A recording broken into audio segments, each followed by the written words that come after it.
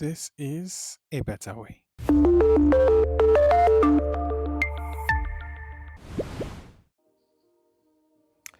Hi, guys. I really salute your courage for being here. For always choosing to heal, to grow, and most importantly, to question your beliefs. I consider it a privilege to walk this journey, of complete self-awareness. And the interesting thing about self-awareness is that it's a continuous journey. So welcome.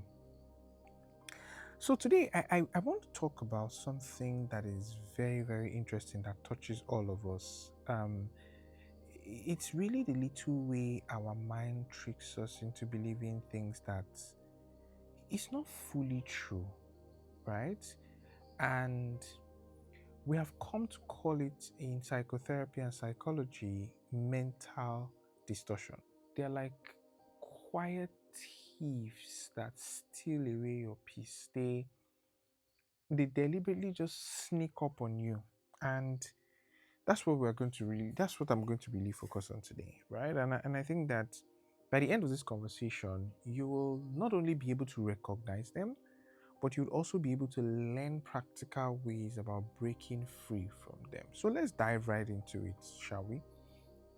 So have you ever, you know, left someone a message and for 3 whole days they did not respond to you? What's the first thought that comes to your mind? Hmm, maybe they're angry with me, right? Or I'm not important to them. Or probably they don't care about me enough to respond on time, right? Now, so if you've already experienced this, this is what is called mind reading. It is assuming that you understand exactly what is going on in other people's mind. Now, let's slow it down a bit. Now, imagine the same scenario, but instead of assuming that this person is rejecting you or ghosting you or pushing back at you, what if the person is just simply swamped at work? Or what if they forgot? Does it really change the weight you've been carrying for 3 whole days? Think about it. Does it change the weight you've been carrying for 3 whole days? Just think about it. So mind reading is a mental distortion that steals away our joy. Now, the second distortion I want to focus on is negative filtering. And what does negative filtering mean? Now, if any of your close relatives or your friends or anybody has ever told you that you tend to always expect the worst of outcome. Now, you may not agree, but I want you to pause and reflect on what I'm about to say next, right? Which is, how often do you plan something and expect it to go well? Like, how often do you plan something and then you expect it to go well? Or do you just by default embrace that, something is definitely go wrong? Like, are you always on brace for impact mode? Almost like it's safer to expect failure than to hope for success, if you understand what I mean. Like, you almost don't think about it. And it's possible that you've been praised about it as well, right? And people are like, you're always anticipating the worst and like you always prepare. But what if, just what if, this is negative thinking? And the interesting part is that it is a self-fulfilling prophecy. Because when you constantly expect things to go wrong, we unintentionally believe in ways that increase the chances of that thing happening. Which is that you will continue to do things that will eventually lead to that outcome. And that outcome further reinforces your belief that expecting the worst is safer. It's really very simple. Because if you believe that, take for example, people won't like your work, you will hesitate, you will second guess yourself, and then you will underperform. And when things don't go well, what happens? It's the same cycle, isn't it? It's the same cycle. But here's the truth. The problem with this situation is that you have not looked inward to ask yourself, why am I always thinking this way? And I think this is a good place for you to take a pause and then tell yourself that it is okay to expect the best. And it is okay for you to produce results without a disaster. That even sounds strange as you're thinking about it, right? Like that really even sounds strange, isn't it? Like it's a it's a foreign concept to your mind. But the more you do it, the more you repeat these words to yourself, the easier it becomes. Like the more you begin to believe it. Hmm. And now the third and final label that I want to discuss today is, what is one of the most common form of mental distortion that I as a psychotherapist, I experience it in my interaction with people, just looking at things across social media. It is labeling, especially when it has to do with, mental health labeling.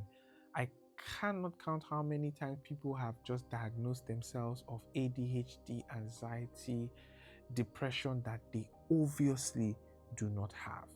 They've not been clinically diagnosed. They've not had any kind of interaction with any psychology or assessing with any psychological tool, and they have just labeled themselves.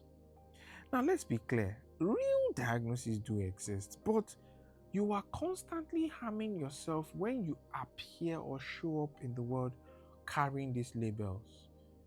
Labels are originally meant to be a guard and an explanation,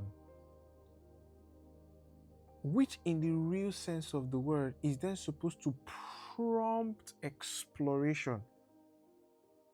But I've seen where and how often this has now been used and as an excuse for outcomes. And that is the negative effect of labeling, because it begins to shape your identity. When you call yourself something, you will repeatedly begin to believe that thing. And before you know what's happening, you almost go into what is called learned helplessness. So instead of labeling yourself, try to describe the experience, right? I'm not depressed. I'm just not feeling right now. I don't have anxiety. I'm just really worried about the moment. That's a better way to really look at it than just to slam yourself a label that really, really, really do not help you. So the danger of this distortion is not just that they affect your mood, it's that they shape how you show up in the world, how you interact. So when you constantly assume rejection, for example, you will pull away from people who actually care about you. When you expect failure, you may always self-sabotage, even when success is in sight. If you label yourself harshly, you will shrink your own possibilities. Like, these are things that will definitely happen. So, it, this I think of this destructive mental models as false models for reality. That's how I think about them. Like, they are false lenses through which you see the world. But really, right? Um, I will attempt to open up a discussion on the path to healing and to repair. And the first thing I would like us to explore is, you know, to ask questions. I really believe in the power of questions. For thousands and thousands of years, people have unconsciously used questions as therapeutic tools because they challenge your mental models. So, one of the first questions I'd like you to ask today is, this thing that I have chosen to believe, is it fact or is it just a story that my mind is telling me? This idea that this person doesn't like me, this idea that I am this, I am that, this, idea of always expecting the worst, is this a story I have told my mind or that my mind has formed, or is this really fact? Instead of choosing to label myself, what if I try to say what I am feeling instead of labeling myself as that feeling? Now, here's what I mean, right? You are not depressed. You are rather not feeling well right now, right? So, as we close, it's very important to remember that you are not the voice in your head. You are simply the person listening to the voice in your head. When you take a step back and think about it and say, I am not the voice in my head, I am simply the person listening to it, you begin to create the options of choosing whether or not to listen to those voices in your head. So thank you very much for spending this time with me on A Better Way.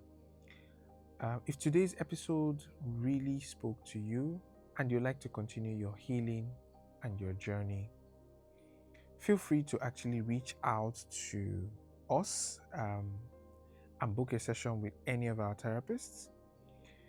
Feel free to also like, share, follow, and we are always rooting for you. And until next time, may you walk in calm, care, and clarity. Cheers.